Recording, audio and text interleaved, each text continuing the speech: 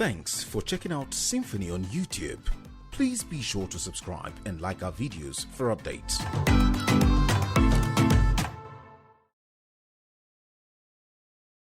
152, which 152 speaks to the eligibility of people who would be appointed as returning officers, electoral officers, that one, they should not be members of a political party or appointees of the government. So when you take these two criteria and you are violating it and sending it to the National Assembly, I mean, when you want to say a president who tried 3 times, contested 3 times, and complained all the way to the Supreme Court that his rights were violated, his rights, the right franchise that was exercised was his indeed, and he was cheated. And he comes in by virtue of a democratic gift where he won, or he's alleged to have won an election, and he was given power by the ruling party as an opposition leader. You would think, or you would want to assume, that this man would want to engender, deepen our democratic values, not make a mess, make a mockery of these democratic values by sending his personal assistant, who have gone on, I personally have gone on several shows with her to debate, and she has always been introduced as a member of the APC and a presidential aide. How do you then want that person to become the umpire in an election? And you see, elections are not just, they don't just confer victory. They must also confer legitimacy. Legitimacy granted by the exercise of franchise of the people. And if, not just even if that person wins the election, the perception of that person winning that election is flawed, both by domestic and international observers. What kind of legitimacy do you think that person will have in running his government? Don't forget, it's not just by being in power, it's also having the support of your people. Right. Going by the letters of provisions of the 1999 Constitution, the president cannot make, such appointments, talking about appointments into the board, regs, national commissioners, of course, the national chairman of INEC unilaterally. Of course, he can nominate subject to the confirmation of the Senate. At this point in time, the nomination has been sent to the Senate, which, of course, has since resumed screening of these nominees. What do you expect, the lawmakers at the reg chambers to do at this point in time regarding this Loretta Onochie's, nomination, which is generating so much controversy? It's a needless controversy. And I would expect for once, we've dubbed this assembly, as it currently stands, as a rubber stamp national. Anything that it is given, it doesn't represent the people, it rather represents regime protection, regime security. So we would expect them, for once, out of character, to do the needful and do the right thing by Nigerian people. Because Nigerian people expect that they have people speaking for them. They have people carrying out their will. I have not seen anybody that has come out to support this nomination. Not one single civil society organization. Every Center for Democracy, Situation Room, everybody has condemned this. Why is the president and the National Assembly in cahoots? Why would they not outrightly reject this nomination? There are over 200 million Nigerians. Are you trying to tell me there are no more capable people? Well, even the character of the individual. Look at the quality of comments, the quality of public engagement from this particular individual, and you would suggest that that person will go to INEC and not cause a problem there for the INEC chairman? Isn't that what the committee on INEC is supposed to identify, to find out during this screening exercise, which it is already carrying out? If for the National Assembly to outrightly reject, or for them to wait until there's a report from the committee who is already saddled with the responsibility of screening, who are getting all this information from the people and civil society organization to say, hey, this is what we found out at the end of the day, before they can say, okay, President, we can't let this go. Is this the same National Assembly that Nigerian freedom of speech has been sorely limited by the banning of Twitter? The income of Nigerians, that this government has refused to create jobs. The income of Nigerians has been shriveled. Do you know how many people I know that make a living off Twitter. Till today, the National Assembly gave 10 days with the House of Rep just to evade the matter. Until today, it has not come up, it has not been discussed. People are still languishing, they don't have income. Their incomes have been stopped. Considering that this is a government that has refused to create the jobs it so much promised before 2015. And in 2019 again, it promised that it would deliver on these jobs. We keep looking at the statistics from the National Bureau of Statistics, and it keeps indicating that Nigeria is suffering a very severe and acute unemployment rise. And yet, this government thinks, and you think that this is the same National Assembly that we should allow to carry out its activity before we start crying. We will cry out. Let's look at what the Constitution said. You made reference to it much earlier. For both National Commissioners and Resident Electoral Commissioners, paragraph 14 of the third schedule of the Constitution provided specifically because of the nature of the job as an umpire that such person shall A, be appointed by the President subject to confirmation by the Senate, 2, that is B, be a person of unquestionable integrity and shall not be a member of any political party. I think the concerns raised there is that Onochie might be a card-carrying member of the ruling All Progressive Congress. But I'm looking at, the implication of all of this if this nomination is allowed to scale through on global perception about Nigeria's electoral system and process. I think I'll quickly take you to the American election. It was so close that if it had happened in Nigeria, one political party would have said they won the election. But because of the perception of the credibility of these elections, in fact, remember that it was questioned. The Trump team went all the way, and at every court they went to, the courts affirmed their belief that the elections were credible. So you see, the perception that our elections are free, fair, and credible starts from the umpires and how unbiased they are perceived to have been. All I need to do to create a situation of doubt on any activity Loretta Onochie performs is to go back to my personal interviews with her. I've had interviews with her I think on several stations where she has behaved in a manner that is not even fit for someone who speaks for the president, not to talk of an supposedly unbiased umpire like INEC.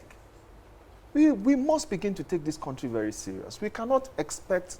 Mr. President was gifted this seat as a gift of democracy. He was an opposition candidate. 3 times he failed. The 4th time, the ruling party, led by President Jonathan, made a conciliatory phone call to him and said, I've conceded to you. We would expect that this man would come in and deepen this instrument of democracy, make it robust, provide funding for them, make it unbiased. Let the people have faith in government. Because you see, one thing about that the mistake we make about elections is that you have power. Power is not just having that power. It's also legitimacy of the people. It's also people buying into your policies. For instance, you as a president decide that you want to take a tough stand, removing subsidy, for instance. If the Nigerian people, I remember when President Buhari came in 2015, people said even if he made petrol 400 naira, Nigerians would have been willing to stand with him. Can he do that today without having mass protests across the country? Because the confidence is no longer there. The legitimacy conferred by election is no longer there. How then do you want the elections to be conducted? And you see, the National Assembly must stop thinking about itself now. They must think about Nigeria. They must think about Nigeria tomorrow. They must think about our future that is at stake. All right. The PDP yesterday lent their voices. Of course, the talks have been on, not just the PDP, some other, Yaga Africa, has also made its position known. Several civil society organizations came together, even made a robust statement as regards why they think this nomination should not be allowed to go. Now, the PDP trooped out yesterday and stormed the National Assembly. Do you see that protest, that mass protest, as one that can, help the National Assembly to do the needful? You know, Can he pressure the government really to take a decision? Now, don't forget that there has been issues before people that have been nominated, and even the National Assembly said this nomination cannot stand, and eventually the person is allowed to be in office for some time. You are talking Examples about Mago and several decisions of the National Assembly that have not been respected by. You see, if we had a National Assembly that was up and doing, by now the president should have gone up for impeachment more than 5 times, because he has severally breached the constitution of this country that he swore an oath at the Eagle Square to uphold twice. He took an oath that he would uphold the constitution. And here we are quoting the sections of the constitution that are being violated, sent to the National Assembly by, you see, the mere fact that he sent that should have been a question for him to be brought up on impeachment charges by the National Assembly. That how can you seek to violate the constitution by sending somebody who you know is a member of the APC, is an appointed, in fact, the constitution is very clear. It says any government appointee should not be nominated to INEC, section 152. So if you have these violations, now let me even digress a little bit. This National Assembly that you are talking about, we'll talk about whether the effect of the protest, because a lot of Nigerians have complained that they don't see PDP on the streets and all of this. PDP has consistently protested. Remember when the Imo elections happened? We went to the streets. I was part of that protest. We took to the streets. We have seen this government and people come to protest and they have been shot. They have been shot at by this government. So if PDP was bold enough to protest yesterday, I love that move. But I will remind you that the National Assembly right now is making a fast-forward move to pass the petroleum industry bill, when it has not passed the electoral amendment bill that the National Assembly led by the Senate President Ahmed Lawan promised that by June the Electoral Act will be passed and sent to the President. They said it will be passed in 2 weeks, just like the PIB as well. In 2019, the President got the bill 4 times. He refused accent, and on the 4th time he refused accent, he said it was too close to an election. Why do you want to convince me now? How do you convince me that this is not the same play that is happening now, that they will waste time, get close to the, and the President will say, I cannot sign? In a recent interview, well, this PIB thing that they are rushing to pass. I hope, to me and to most Nigerians, I hope this is not a ploy to, through the back door, give Dangote $20 billion that they are trying to invest in his business. In a recent interview, the president granted in response to the unrests in the southeast, he reiterated his commitment to rule the country or govern the country in line with the spirit and letters of the 1999 Constitution as amended. Incidentally, this government has a litany of sound lawyers, within the rank of the All Progressives Congress. The Vice President is a sound lawyer, a senior advocate of Nigeria. The Attorney General of the Federation and Commission and the Minister of Justice is also a senior advocate of Nigeria. And there are several other, sound lawyers in the ruling All Progressives Congress. Is the president, or why is the president not getting, the right advice, from these people with regards to, constitution issues such as this?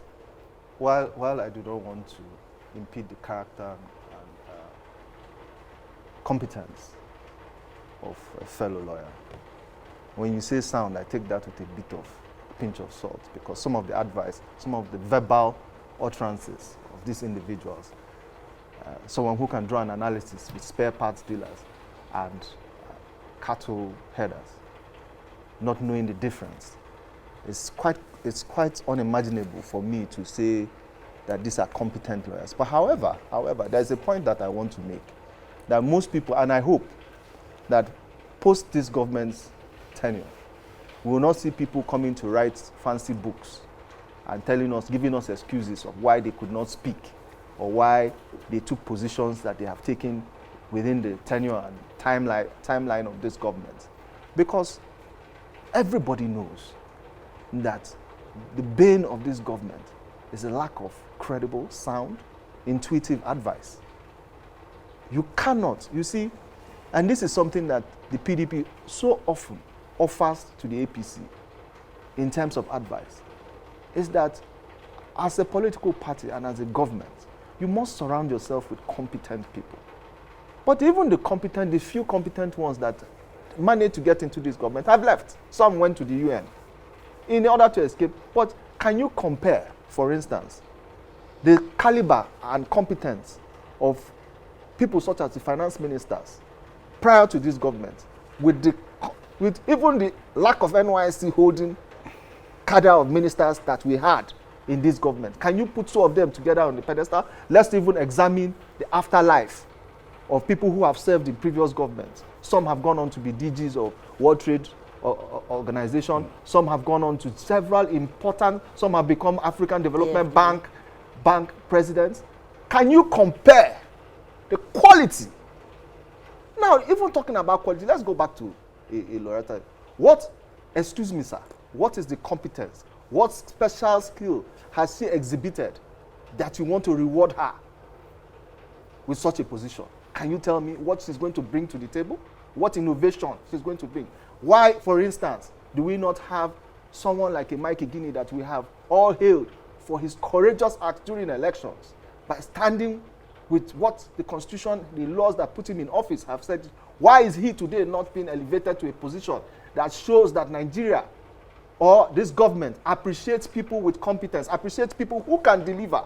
You see, for me, we need to put aside a lot of conversations that we have and continue to ask, why is it that competent people are not rewarded in this country? All right.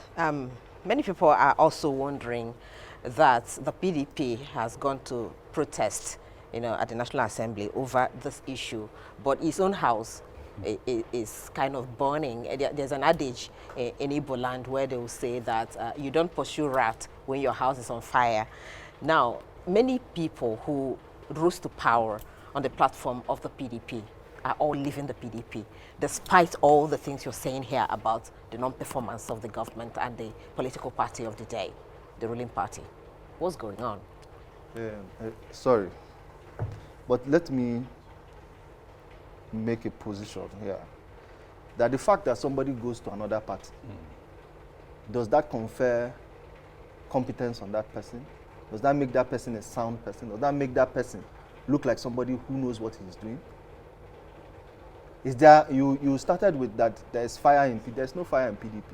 PDP, as you your know governors today, are leaving. Your lawmakers are leaving at the federal and at state level. You cannot use the selfishness of an individual to judge the competence of a body. You cannot use the selfishness of one individual or a couple of individuals. Don't forget that some of the stalwarts of the People's Democratic Party who have moved from the party to the ruling All Progressives Congress have cited internal crisis within the PDP, as reasons for their move. Is there any internal crisis currently rocking the People's Democratic Party? You're not supposed to have. Is there any internal crisis? Is the PDP being are you aware of enmeshed any internal crisis? No, I'm asking you. No, you are the media person now. Is there any internal crisis that may have fueled this kind of movement? Let me ask you a few questions. The governor of Zamfara State defected a day or two ago. What was the crisis in Zamfara? What crisis made him defect? I heard him say Governor Ayade himself that defected. I watched his interview. He said that he had no problems with the party. So, when anybody starts attributing problems, the PDP is the most competent party today in Nigeria. APC does not have a national working committee. It has not had one for the last 9 months. APC, since inception, has been unable to constitute its board of trustees. Ismail, my friend, in APC, was nominated as a member of the BOT. We saw that as a move for young people. Rinsola Abiola was nominated. Oh my God, we were happy with them. Till today is 1st of July 2021. They do not have a board of trustees. How can you call that a political party? Whereas the PDP you are talking about is the most organized party you have. It has held its NEC meetings consistently. It hasn't. In fact, even if there are people who have doubts about what maybe the leadership, maybe because of the defection, and they have doubts about it, but the PDP will not implode because it is a party that has over the years come to evolve to a party that is well organized. Let me tell you something. Before the 2020 election that happened in Edo State, when Governor Obaseki defected and came to the PDP, the first few weeks, the comments that were coming from people around him was that they are so impressed with the organization in PDP that they don't even understand what is going on in the APC. APC cannot hold its congresses, cannot have a convention. They keep postponing their convention, and you call that a political party. Now, Mr. Ehilebo, you can only leave that seat where you are to come to this side, probably where I am sitting today, if you start feeling discomfort on that seat. If you are so comfortable the way you are now, I don't think you want to move. Who ought to causing the discomfort? So that's you have to ask that question. That's The what I'm government asking. itself, do you know the amount of money? Do you know how much they have offered me as an individual to come to APC? Do you know how many times they call me and say, come to APC, we'll give you so, and come to Let me tell you, when somebody is failing in governance, he shows up his face with other things that he can buy with the money he has as a government. Don't forget, they have the power of the purse. So, so your members are so gullible that they can be bought over. Of course, by the party itself is not a church. So you cannot say because the party they belong to a political party, you have therefore made them born again people. You will judge. You know, it is left for the Nigerian people. You see, you say governors are defecting, but let me tell you, PDP is starting its e-registration. Dave Umahi, for instance, said that part of the reasons, he moved from the PDP was because the Southeast, where he comes from, has not had a fair deal under the People's Democratic Party since, 1999. Could these movements be as a result of the loss of confidence in the People's Democratic Party to provide that formidable platform to forge regional interests? I try when I come on national TV not to impede the character of people. But if Governor Mahi says that PDP was not fair to the Southeast, why is it today that the Southeast has faced the highest level of uprising since 1914? It has never seen this level. IPOB, it has never seen, I repeat this, and it is because of the marginalization of the Southeast. Again, the president was the first person as a state policy. You know, the words that come out of the president's mouth are immediately implemented. It has become state policy. He was the one that raised the 97 and 5%. Who made that comment? Was it PDP? It wasn't PDP. PDP has given opportunities to the Southeast. We'll continue to consider the Southeast. In fact, that is one region we have never lost. It was in an election, when we do election scenarios, we always even take for granted that the Southeast is in the bag. Today, I can tell you, the average, Igbo man would want to see a Southeast president, for instance, after so many years of marginalization, right from after, the Nigerian Civil War. PDP held sway for 16 years. Yes. How come the party did not make that happen? I'm talking about the Igbo presidency. The PDP. Let me even tell you, if you say the PDP is the one party that came out with rotation as a policy, that it must rotate power across the country. Now, within the tenure of PDP, you had 8 years of the Southwest. Power went from the Southwest to the North. So Nigeria first, before the 6th region, is divided into two, the North and the South. So 8 years, it was in the South. It was supposed to go for another 8 years to the North. When the unfortunate incident of Yar'Adua happened, power then came back to the South-South, which is the water bottle, feeding bottle, and honey pot of Nigeria. And they held power for 6 years. It went back to the South. Now, PDP as a party has not returned power to the North. In fact, when I talk to someone, they say power is in a jam, because even the North has not benefited from power coming to it. When power comes to any region via PDP, you will know that power has come, because they will develop. That region will have peace. That region will have stability. But I will tell you something. The PDP is not averse to giving power to any zone, so long as, first of all, it gets back to power and it can continue its power rotation. The PDP has given opportunities, and when the PDP sits to take any decision, it doesn't think it is the only true national party. Some of us who have dabbled into politics dabble because we chose that this particular party seems to be a party with national interest, a party that is not sectional. Today, if you go into the APC, APC is either heavily in the Southwest or heavily in the North. There's no middle ground. There's nobody that can come and say, from the middle belt, from the central of Nigeria, we have some sort of hold on this party. So when people make this assertion that would PDP hand over to the Southeast. Don't forget that in the 2019 election, the PDP gave its vice presidential ticket to the Southeast, while the APC still did not even consider the Southeast for any viable position. Since the APC came in, tell me the viable position the Southeast has had politically. Can you tell me? Is that Senate President? Have they given anybody Senate President? Have they given anybody House of Rep? Have they given anybody SGF? All right. And you think APC favors the Southeast? It's impossible. You cannot make that assertion. And Governor Mai has made one of the biggest. In fact, few weeks after he left, he started regretting that what kind of. And I'm very, very certain that the people that are defecting today is merely a symptom of their character.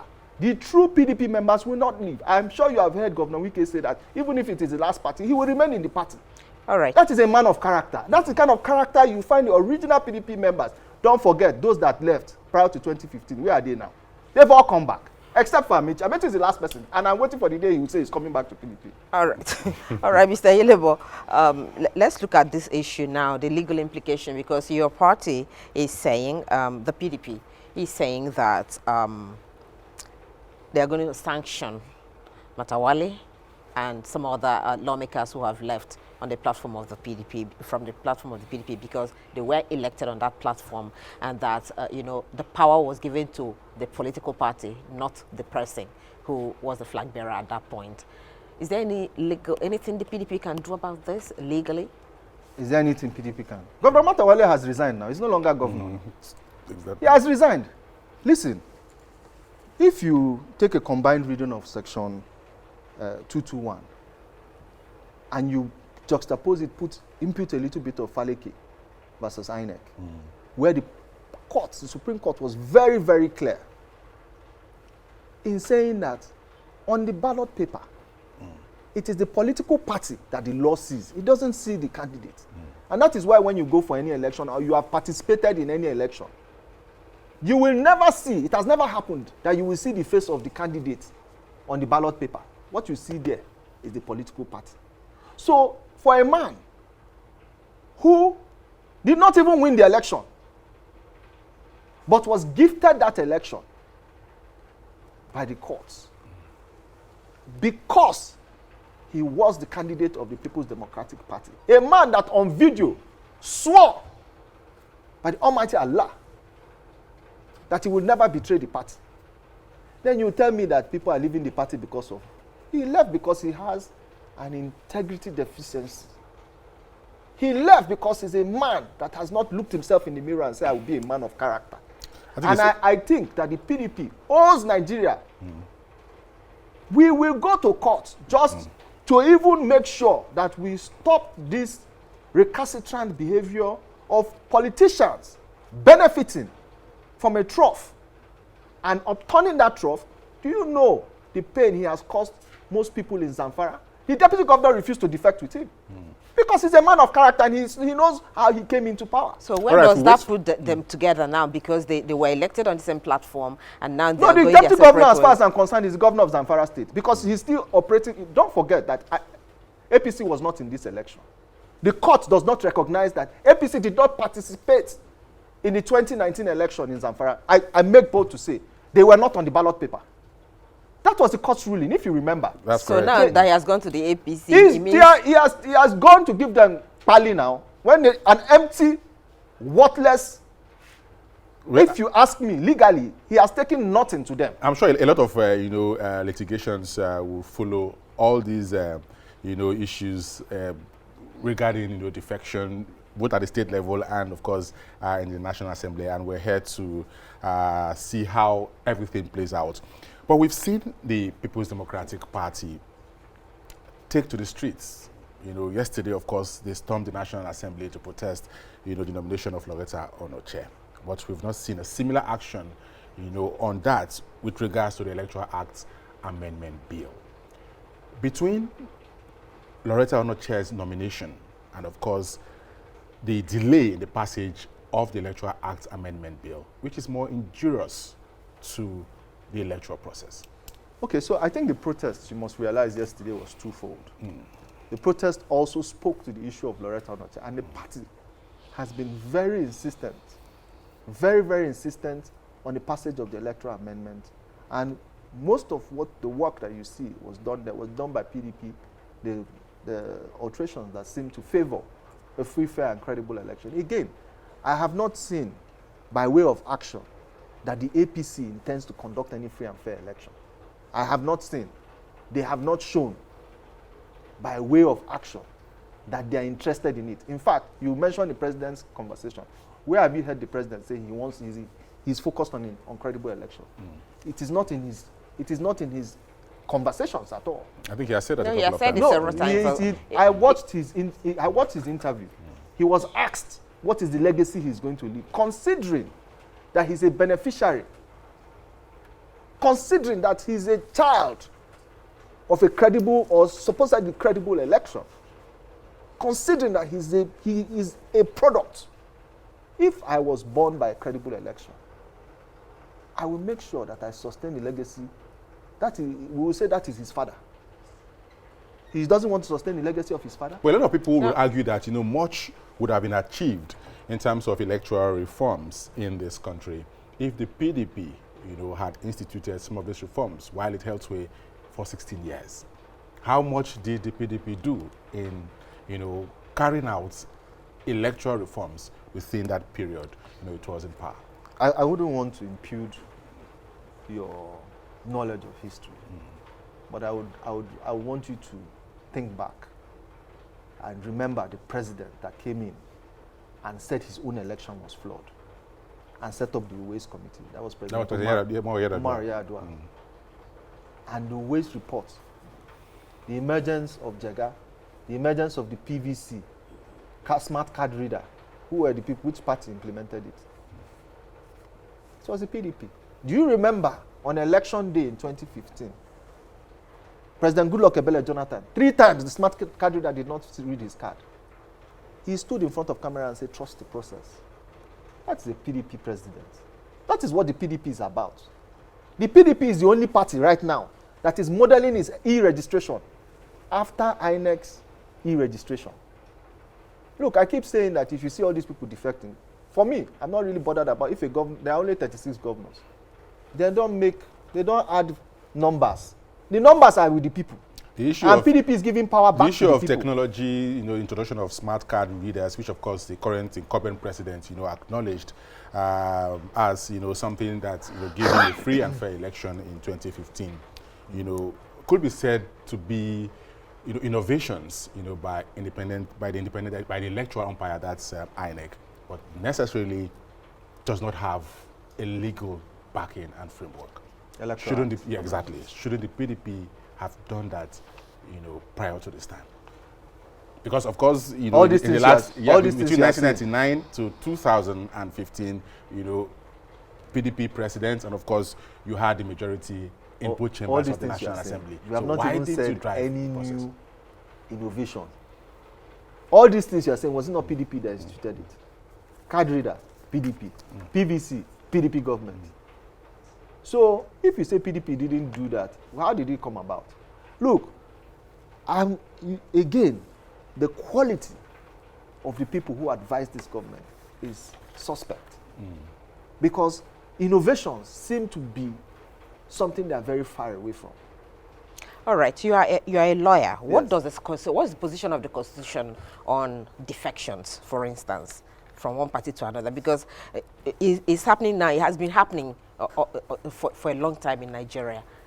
The position of the Constitution, if I remember correctly, is most largely on the houses of legislature, but also it has a prescription that the party must be factionalized before you can defect. There is no faction in PDP now. Is there a faction in PDP you are aware of? I'm not aware of. I mean, there was a time PDP had faction when you had the Sheriff and McCarthy factions. But that was put to rest by the Supreme Court. And since that time, PDP has functioned as one party. It has not had factions. Even when there are problems, they still admit and succumb to one leadership. You may not have factions at the national level, but at the state level, we're beginning to see factions. Of course. Because even the recently concluded Anambra election, you have two flag bearers for the PDP from different primaries. You have people who are statutory factioners. That can be said to be faction at the moment because they're also carrying the card of People's Democratic Party. When I say statutory factioners, there are people that since 1999, they have always been factions.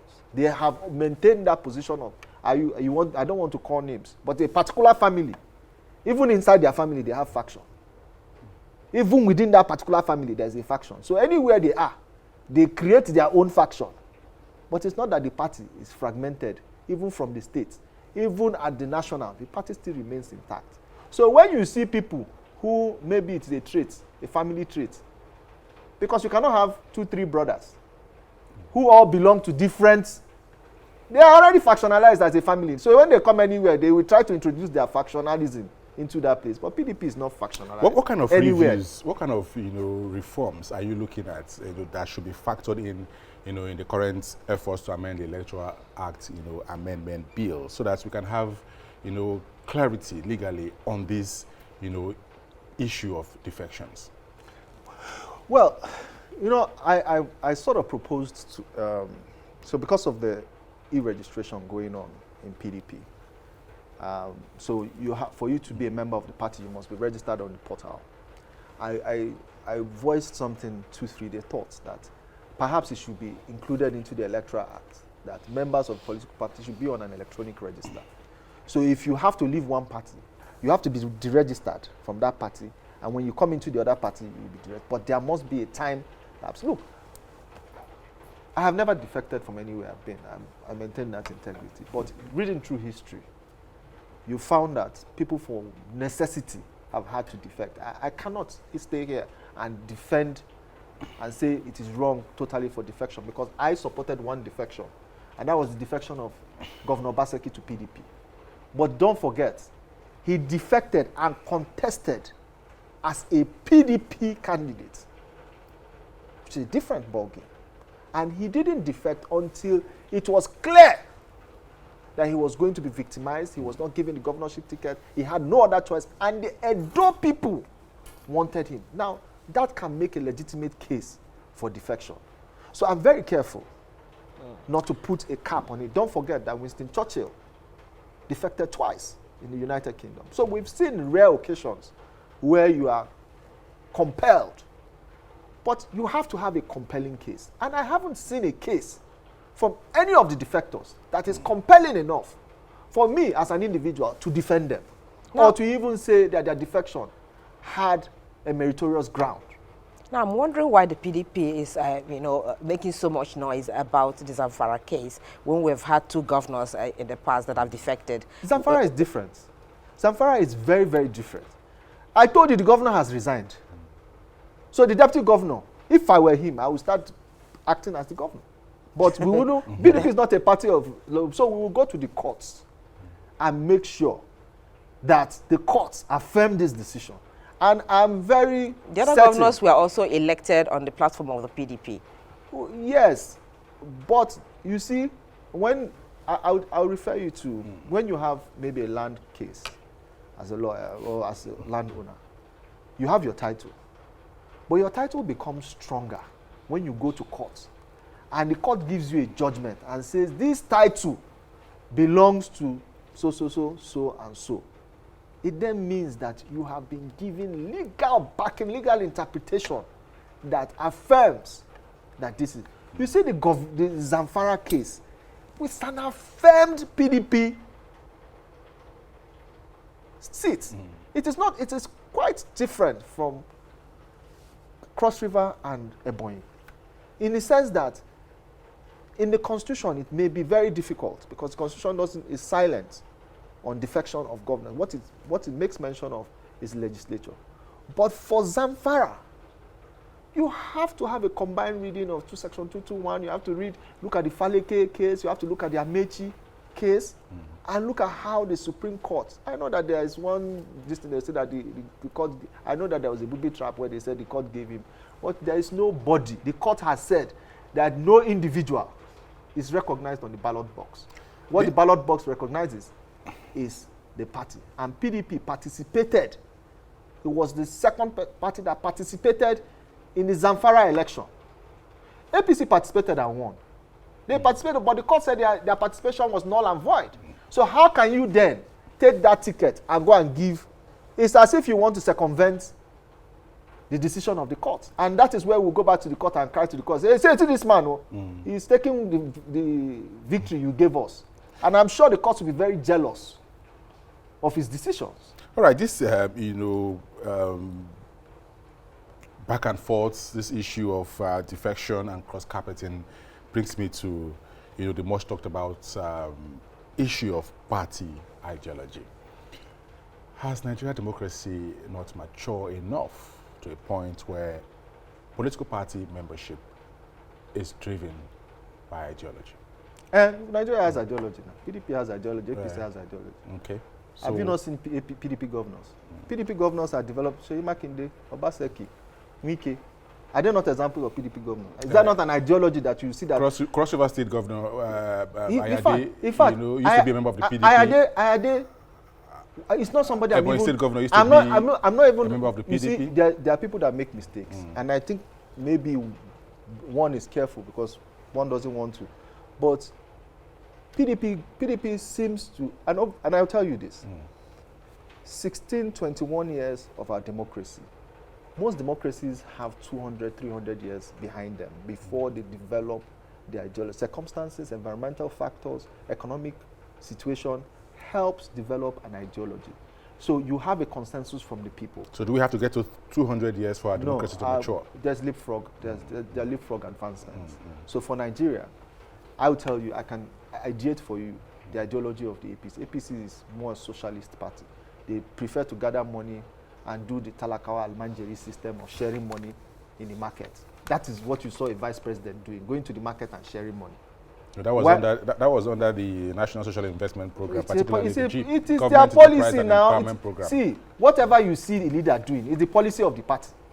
Whereas PDP, don't forget that we had comparison. We can now compare. Before people said there was nothing to compare APC with PDP. You can compare now. You know what PDP did instead?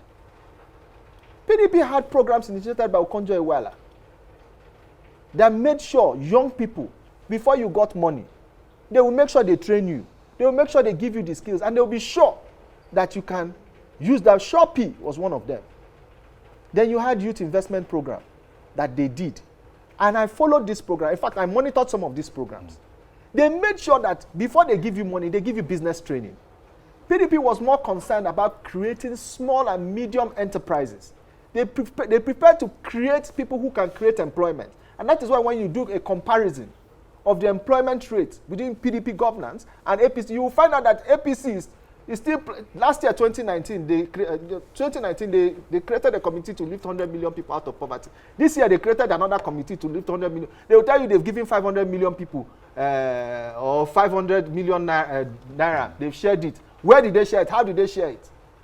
They just believe in carrying money, putting it in a box and sharing it out without creating jobs, without creating employment, without any visible development. I don't think that's the case because, the JEEP component, that is the Government Enterprise and Empowerment Program of the National Social Investment, program, is being facilitated by the Bank of Industry, and soft loans have been given to small retailers, in the markets. And so I think it's quite different from what you're saying, that money is just being given to people.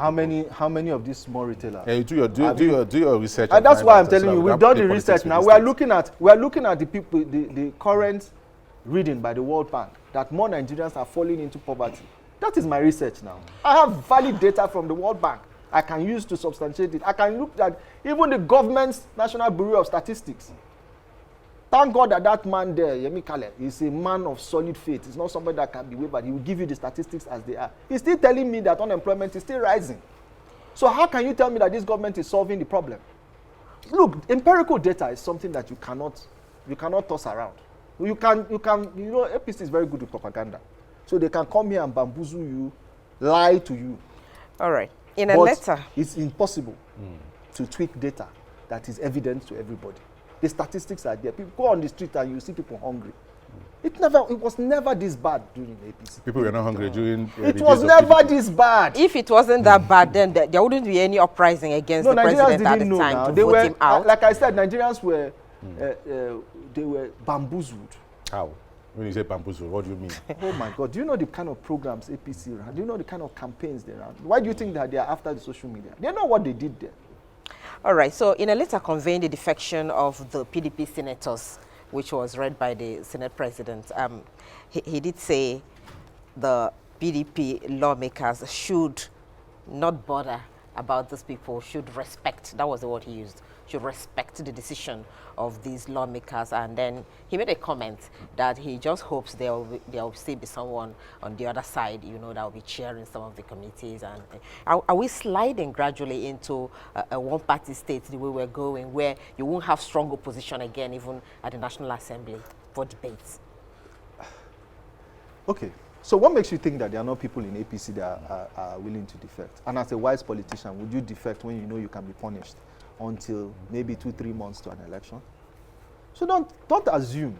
Don't assume that there are no members of the APC who are already in PDP. There are governors in the APC that are already in the PDP as we speak. They haven't declared because they just want to take their time. Don't forget that PDP governors who defected in 2015 waited until 2-3 months to the election before they defected. So you will see, are you forgetting in 2019 when the Senate President and the Speaker of the House of Reps defected to the PDP months before the election? You still remember that, don't you? All right, Anthony. It will happen again.